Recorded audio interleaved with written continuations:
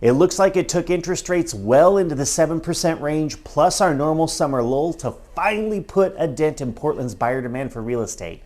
Well, at least in one metric it did. Let's take a look at the numbers.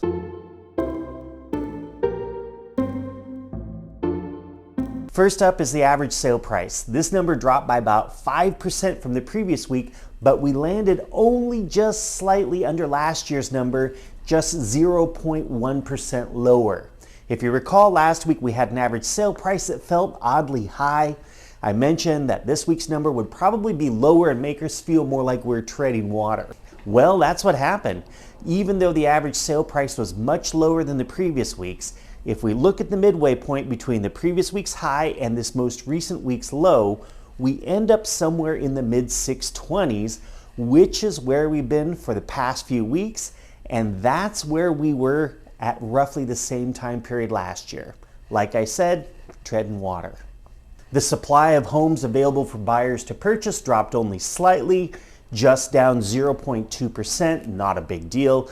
However, the inventory should be increasing at this time of year. Last year at this time, the inventory increased by 3.2%, kind of normal. The result of this is that we now have about 6.5% fewer homes available for buyers to purchase than last year at this time, and the gap is back to widening. So deep into our normal summer lull, and with interest rates on the 30-year fix coming in at no less than 7%, with most lenders at 7.5% or more, I was expecting to see the number of deals that went under contract last week to be well below the 600 mark. However, we still saw 618 new transactions. That's slightly higher than the previous week's number, even if it is on the lower end of the range that we've been seeing recently. That was a big surprise for me. However, in our other metric for buyer activity, lockbox opens, we saw about 4.8% fewer opens than last year at this time.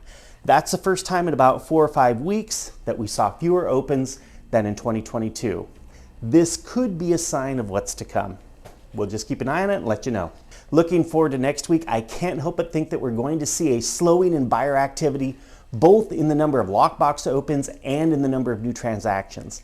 If rates weren't so darn high right now, I would say that we'd be back into the swing of things in September when folks and their agents come back from their summer vacations. We do typically see a nice bump of business in September, so I think we'll find out soon how our so far resilient buyer demand does in the face of even more challenging interest rates. So that's all the excitement I have for you this week. Thank you so much for watching to the very end. I'd love a like and a follow if you haven't already, and please share this video with someone who might need a little insight. And I'll see you next week.